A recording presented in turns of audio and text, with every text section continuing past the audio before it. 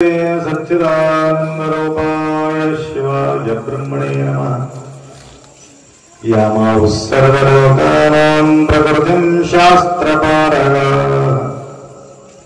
तां धर्मचारिणीं शम्भो प्रणमामि परं शिवम्। वागर्थविव सम्पृक्तौ वागर्थप्रतिपत्तये जगतपितरौ वंदे पार्वती परमेश्वर। त्रिकालवंदनीय प्रातस्मरणीय पूज्य गुरुवर्यांचं स्मरण करून प्रतिवर्षप्रमाणे आशुतोष भगवान भोलेनाथ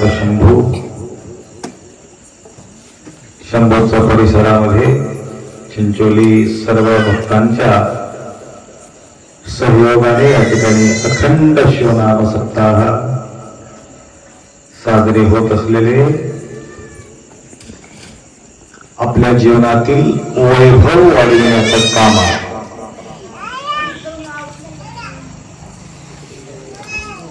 हे अंतरंगाचा वैभव आहे।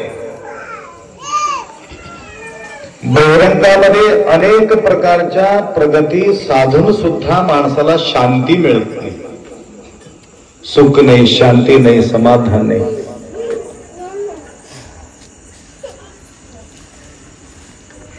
आपल्याला वाटतं सगळं वैभव मिळाल्यानंतर आम्ही समाधान होणार आहोत, परंतु अनेक ठिकाणी आम्ही पाहतो भरपूर वैभवाच्या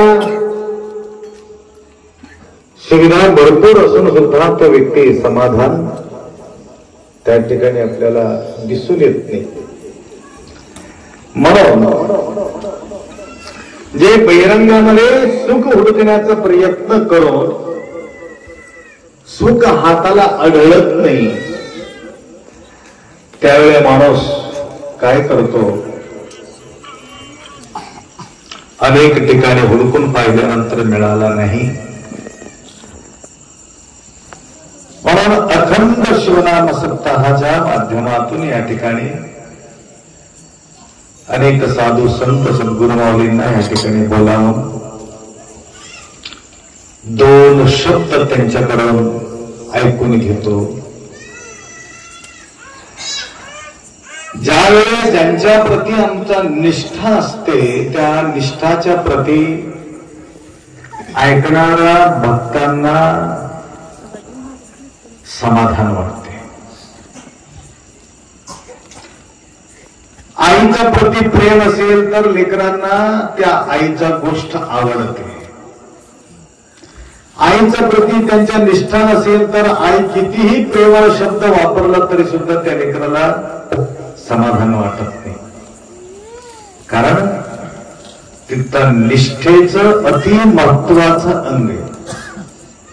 म्हणून शंभू प्रती निष्ठा बाळगणारे अनेक भक्त जग असताना सुद्धा त्यामध्ये चेतनाचा विचार करून आशुतोष भोलेनाथ माझ्या डोळ्यासमोर बसून आहेत, हे भावना ज्या वेळेस आपला जागृत करून आपण पूजापाठ करतो त्या भक्ताच्या मनोकामना ऑटोमॅटिक पूर्ण होत असते। म्हणून प्रतिवर्ष आपल्या जीवनातील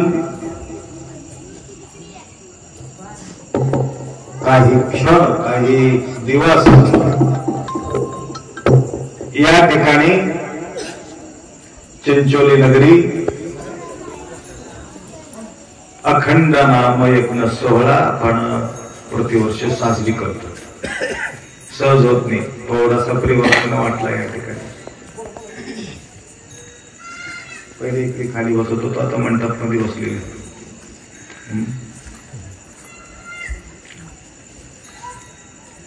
तर या ठिकाणी काय आहे, निष्काम प्रेम आहे, निष्काम भाव आहे, निष्काम भक्ती आहे। म्हणून हे आनंद तुम्ही संसारात लुटू शकत नाही. हाव भरलेले असते त्या ठिकाणी. जमा होताना एक प्रकारची गोष्ट आहे आणि खर्च होताना एक प्रकारची गोष्ट आहे. दोन राहते की नाही. एक बाजूला जमा, एक बाजूला खर्च.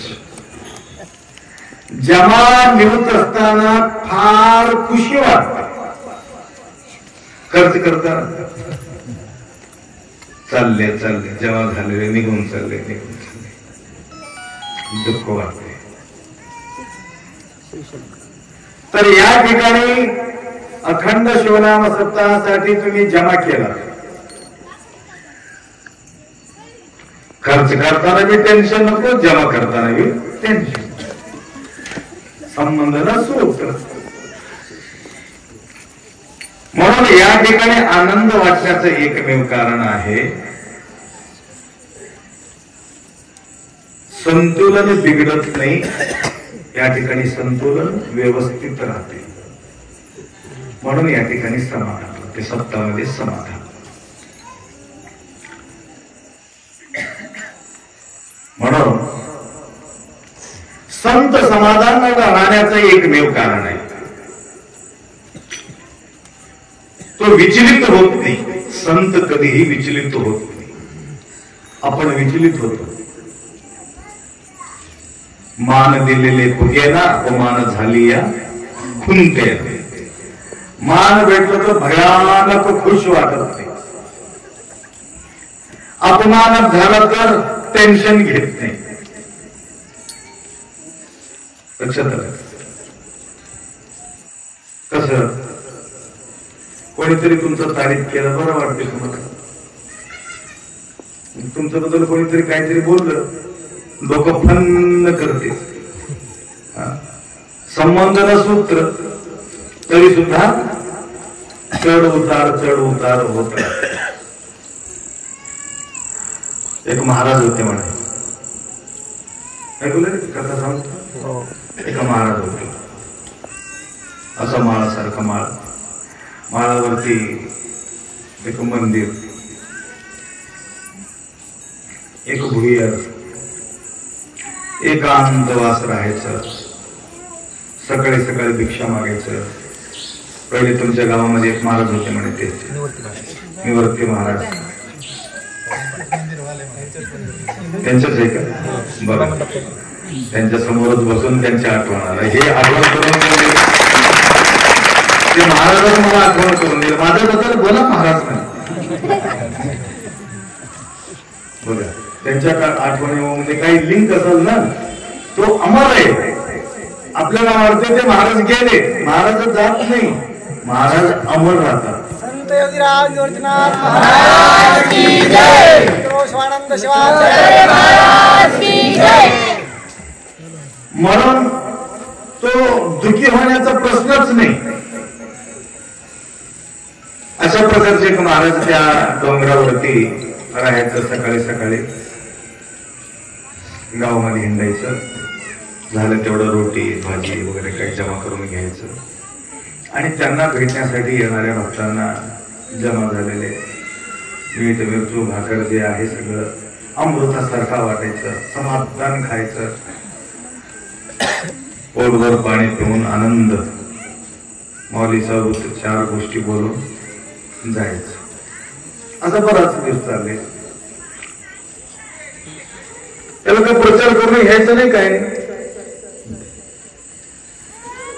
लोकेशन वित्तेशन पुत्रेशन नाही.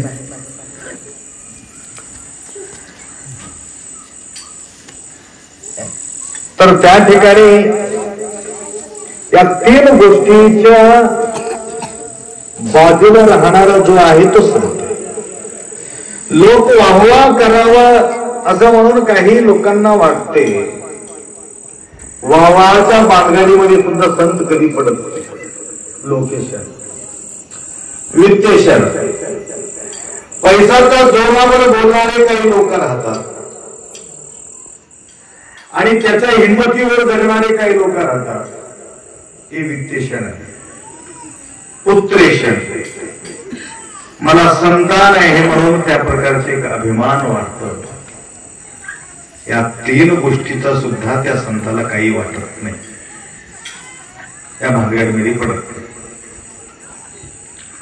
असं बरंच काळ लोटल्यानंतर गावामध्ये एक घटना घडली. काय घटना? बरेचशा ठिकाणी घटना घडतो. आजकाल जास्त होऊन चाललंय. नशामध्ये माणूस काय करतो काही सांगता येत नाही. नशा म्हणजे कळलं का? नशा नशा म्हणतो काय म्हणतात? नशा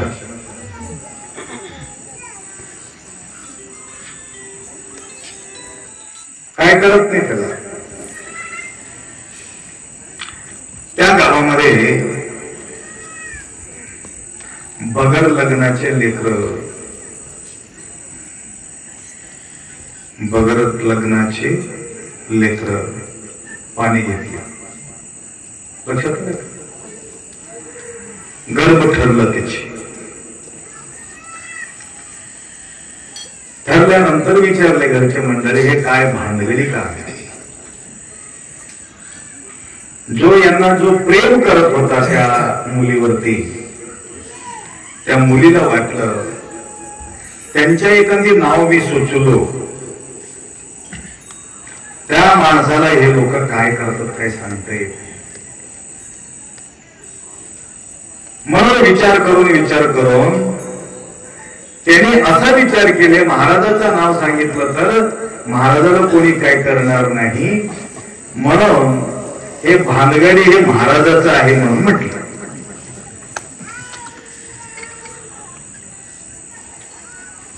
महाराज निवांत होते, त्याला काय माहित नाही.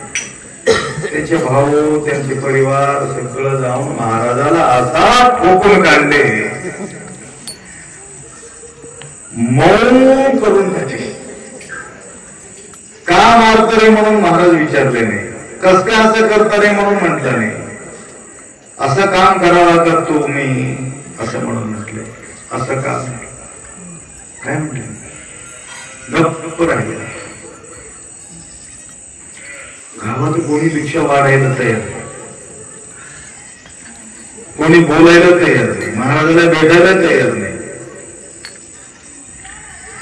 जे जमा झालेले जे वाळलेले जे रोटी होते त्याला पाणीमध्ये भिजवून दररोज तेच खायचं.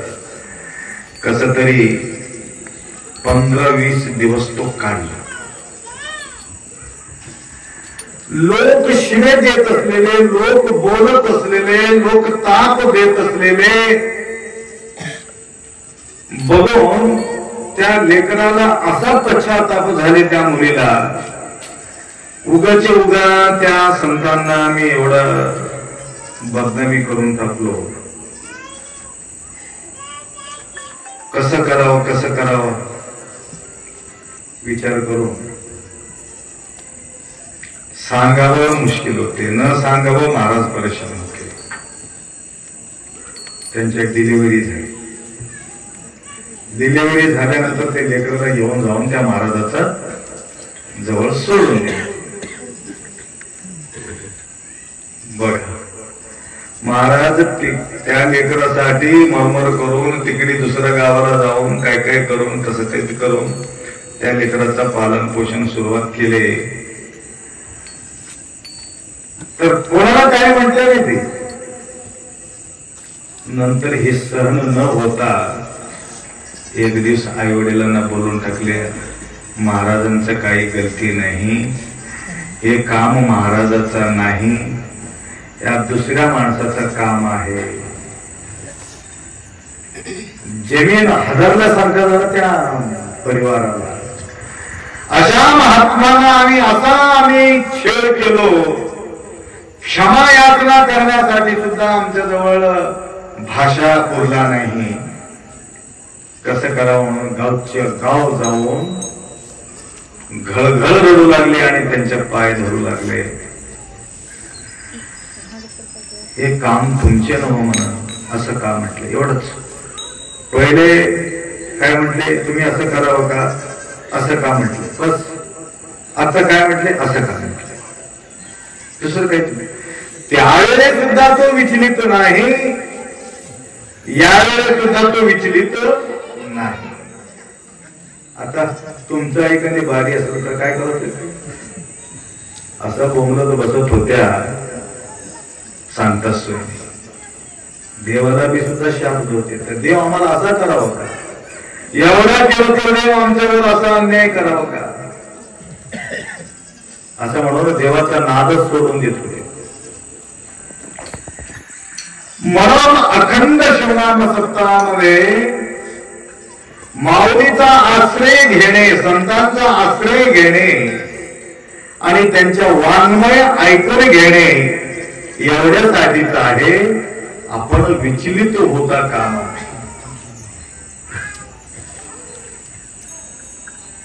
चंचल आहे, चंचल मन भारी, कुठं कुठं कळतंय, सारं काही देवाला कळतंय. म्हणून बुद्धी स्थिर, मन स्थिर, चित्त स्थिर राहिलं तरच त्या ठिकाणी आपण समाधान संसारात जीवन जगू शकतो. छोट्या छोट्या गोष्टीसाठी परेशानी होत असते. जे आपण ऊर्जा सोडणार आहे ते ऊर्जा रिपीट मध्ये आपल्याला ते पोहोचणार. कधी ऐकलं असेल मी बोललो तुम्हाला, मी जे भावना तुमच्यावर सोडणार आहे ते भावना रिपीट मध्ये मला पोहोचणार आहे. चांगलं भावना तुमच्यावर मी सोडलं, तुम्ही अति आमच्यावर तुम्ही प्रेम करणार. तिरस्कार भावना ज्यावेळी तुम्ही मला पाहू लागलो, रिपीट मध्ये तुम्ही मला तिरस्कार तुम्ही करणारच आहे. म्हणून दुष्ट दुर्जन अमंगळ त्यांचे हृदय होव निर्मळ. निर्मळ मंगल, अर्धा मंगल सांगितलं दिसलं. चिंचोलीचा मंगल मंगल व्हावे म्हणून मंगल सांगेच्या लोकांच्या मनोकामना निरंतर असतो. हे गाव वेगळं असं वाटत नाही त्यांना, अलग लक्षात. चिंचोली वेगळा आणि मंगल सांगवी वेगळा असा भावना मी कधीच पाहिलेलं नाही. हे दृश्य तुमच्या या गावामध्ये पहा. हे आहे तुम्ही सोडणारा जो ऊर्जा आहे, तुमचं भावना जो आहे ना, हे भावनाचं ऊर्जा. यावर्षी तर मंगल सांगीचे एवढा आमच्या तारीफ केले, तर या हनुमानजी उडी मारून आलं का लक्षात. हनुमान लंकाला जाळले होते म्हणून हे हनुमान तंबूर सारखा लंकाला विझून टाकले. त्याच्या सगळ्या विजविण्यासाठी यांचे काम आहे, पेटविण्यासाठी नाही.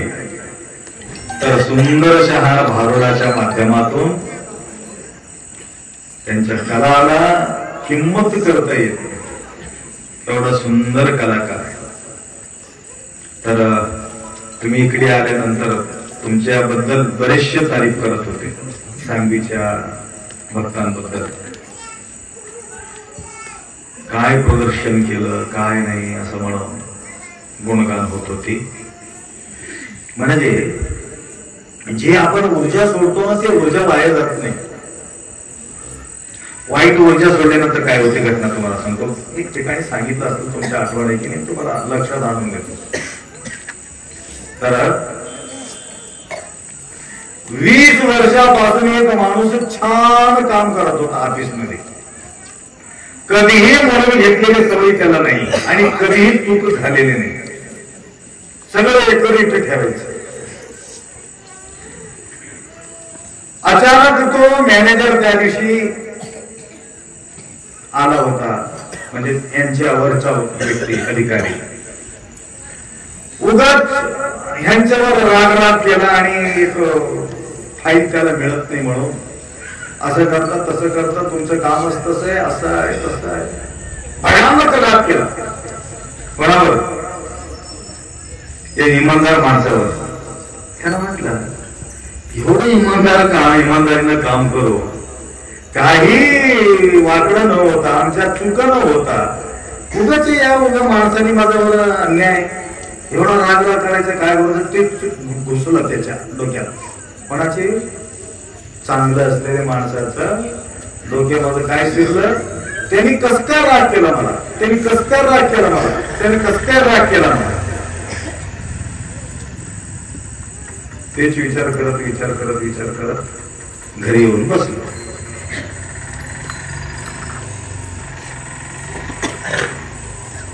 ते आल्याबरोबर चहा घेऊन येत होती ती. कधीही राग केला नाही बायकोला त्याने. उशीर केला तर काय, लवकर आणून दिलं तर काय, ते गेल्या बरोबर असा शिव्या देणार त्या बायकोला. म्हटलं या भानगडी काय झाली याला, कस काय याला शिव्या देवले. त्याला आला राग. कोणाला? बायकोला. त्याचा गुस्सा म्हणतात त्यांचा राग, त्याचा राग या इमानदार माणसाला. इमानदार असलेल्या माणसाचा गुस्सा बायकोवर, बायकोचा गुस्सा रागरागला 2 थप्पड दिले पोराला. उद्याचे उगा तो पोरा म्हणाला, कधी न मारणारी आई मला आज काय कस काय मारले असं म्हणून तो विचारत पडला. त्याला कुत्र्याला पोचला होता छोटा पिले. त्यानं 1-2 थप्पड दिला त्या कुत्र्याला. ते कुत्रा विचार केले, अरे मला एवढा राग करणार हे पोरग कस काय मला मारले म्हणून राग आला. रागाच्या पोटी बाहेर गेले ते येणाऱ्या माणसाला चावले झाले. चावून घेतलेले माणूस होतो दुसरं कोणीच नव्हतं, तो ऑफिसरच. ज्याला सुरुवात केला होता ना राग, त्यावेळेस तिने म्हटलं चूक झाली म्हणून सांगण्यासाठी तो आला होता यांच्या घरी. त्या कुत्र त्याला चावले. बघा हिस्ट्री कसं आहे. म्हणजे तुम्ही राग केलं, तुमच्यापर्यंत परतून आल्याशिवाय राहणार नाही, तुमचा सत्यानाश करतात. म्हणून भला करे तो भला होगा, बुरा करे तो बुरा हो. भला पाहिजे की बुरा पाहिजे. म्हणून कोणाबद्दल चांगलंच बोलायचं. परवा मी प्रवचनामध्ये बोललो, सासूबद्दल बोलायचं असलं तर गोडगोडच बोलायचं, सुनाबद्दल बोलायचं असलं तर गोडगोड बोलायचं. रिपीट मध्ये गोडगोडच येते भाषा. का फिरून फिरून फिरून 4 माणसाकडे फिरून फिरून फिरून, अरे तुमचं तारीफ करत होती हो, तुमचं सून तुमचं सासूबद्दल एवढं छान ऐकले आम्ही, असं बोलत होती आमच्या सून माझ्याबद्दल. म्हणून त्याला लाड करते की काही द्वेष करते? लाड करते. चुक झालं तर मी माफ करते. म्हणून कधीही अविद्या, अस्मिता, राग, द्वेष, अभिनिवेश आपल्या डोक्यात येता कामा नये.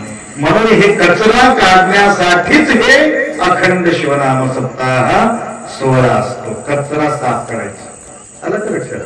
डोक्यातला कचरा दुसरा झाडूला जात नाही. ते लक्षात आलं का? दुसरं झाडू जमत नाही. तर झाडू मारणारे फक्त सद्गुरू माऊलीच पाहिजे, त्यांनी तर झाडू मारणार.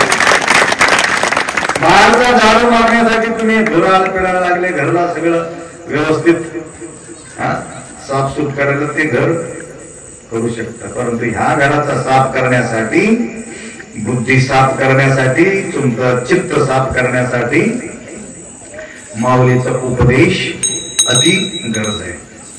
म्हणून हे प्रेम, हे लाड, हे आपुलकी देणं जरुरी आहे. म्हणून त्या कमला देवीचं कौतुक त्या आमच्या तमलूरचे लोक बघून परेशान होते. अशा बी प्रेम राहतात का म्हणून. बघा गाईला न भेटता त्यांच्या बराच दिवस झाला असेल, वर्ष झाला असेल तू भेटून. 5 वर्षापासून ते गाईला भेटली नाही. 5 वर्षाच्या नंतर ज्यावेळेस जे गाईला भेटून गळ्यात घालून घेते, याचा पाना फुटते, त्याला दूध अजून बी पाहिजे मला तर किती विचार करायचा. अख्खा पब्लिक मध्ये त्या प्राणीला एवढं अटूट प्रेम, अटूट श्रद्धा, अटूट भक्ती. सांगायचं तात्पर्य प्रेमाचा पजरा आहे. कळलं? प्रेमाचा पजरा आहे, प्रेमाचा अश्रू आहे, प्रेमाचा बुंद आहे. अशा प्रकारचे प्रेम मंगल सांगवी नगरी अनेक भाविक भक्त मला आढळतात, सेवा करतात. आणि यावर्षी तर असा आम्हाला एकरूप करून टाकले. आणि या चिंचोली नगराला गोविंदरावचा भरपूर त्यांच्या सेवा या ठिकाणी लाभलेल्या आहेत तुम्ही. आणि इथं असल्याशिवाय त्यांच्या सत्ता यांना सोडून सत्य केलाच नाही तुम्ही, मला असं वाटते. गोविंदराव बरोबर. सुरुवात होऊन किती वर्ष झाले? 22 वर्ष अखंड नाम यज्ञ सोहळा. म्हणून असल्या लोक जे आहेत ते अमर असतात, ते कधी जात नसते.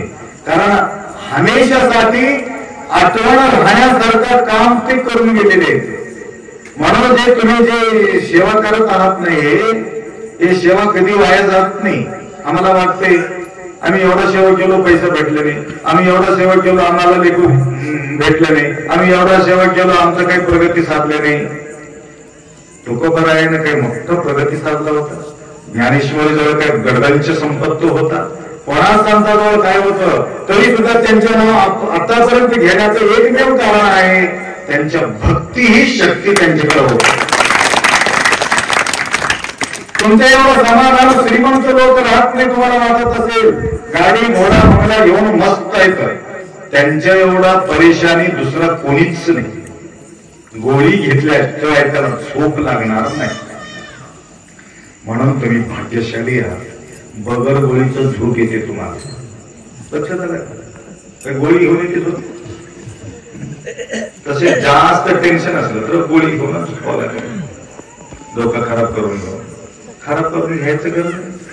मिरची रोटी खावावं, आनंदानं जगावं. पोळ्याचा विचार कशाला करायचा? रोटी भेटते की नाही सांग, शिवशिव म्हणायचं.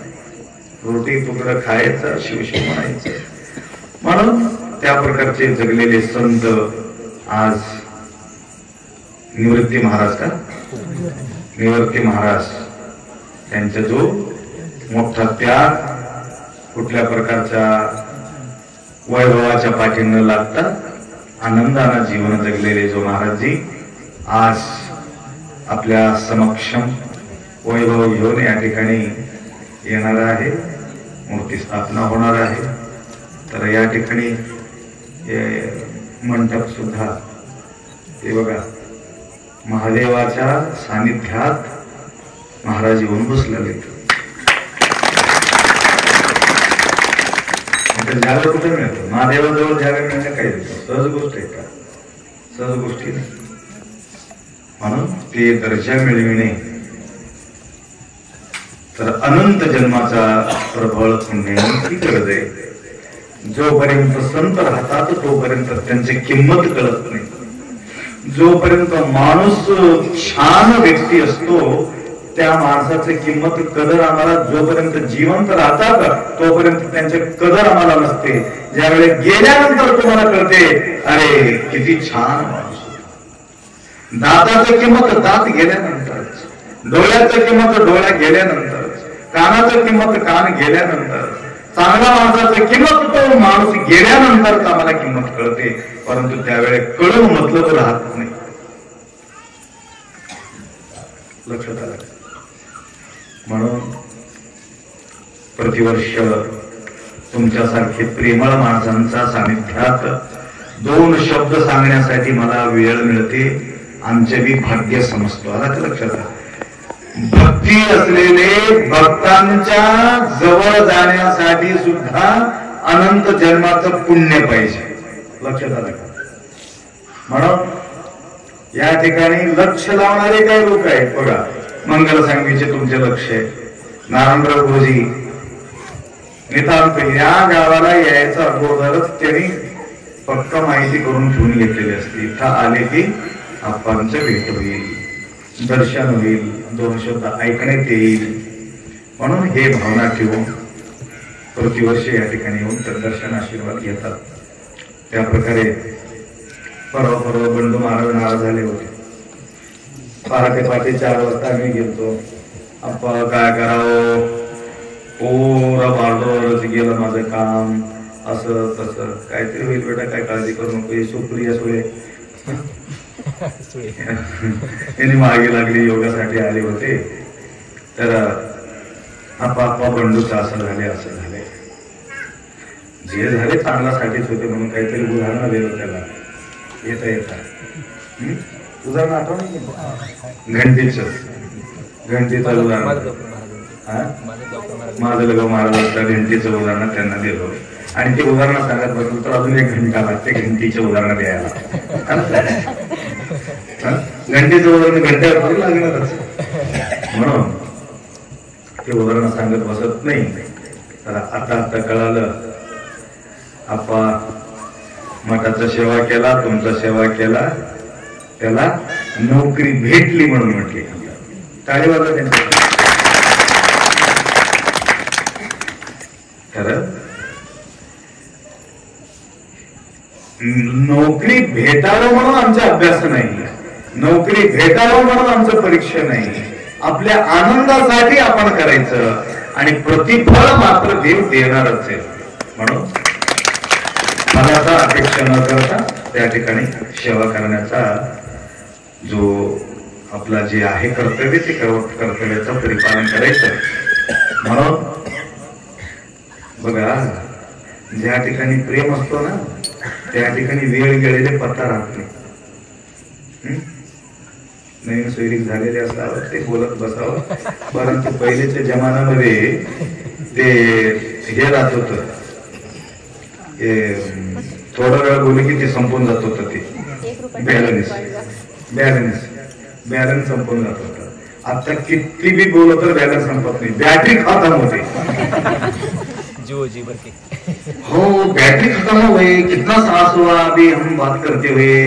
अरे 2 तास गेलो, पत्ताच लागला नाही. कारण तुमच्यावर तेवढं प्रेम आहे म्हणून पत्ता लागत नाही.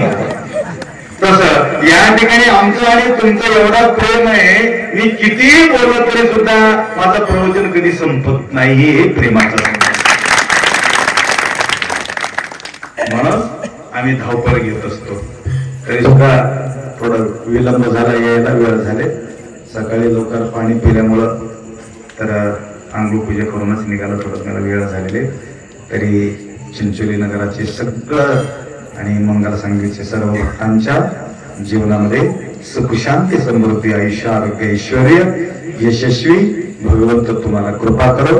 आणि जे आपण बोललेले आहे, ज्योतिषी ज्योति जगाते चलो, प्रेम की गंगा बहाते चलो. म्हणून अशा भावना तुम्ही सर्वांनी बाळगावे एवढा अपेक्षा व्यक्त करतो. 2 शब्द या ठिकाणी विराम करो. संत स्वामी महाराज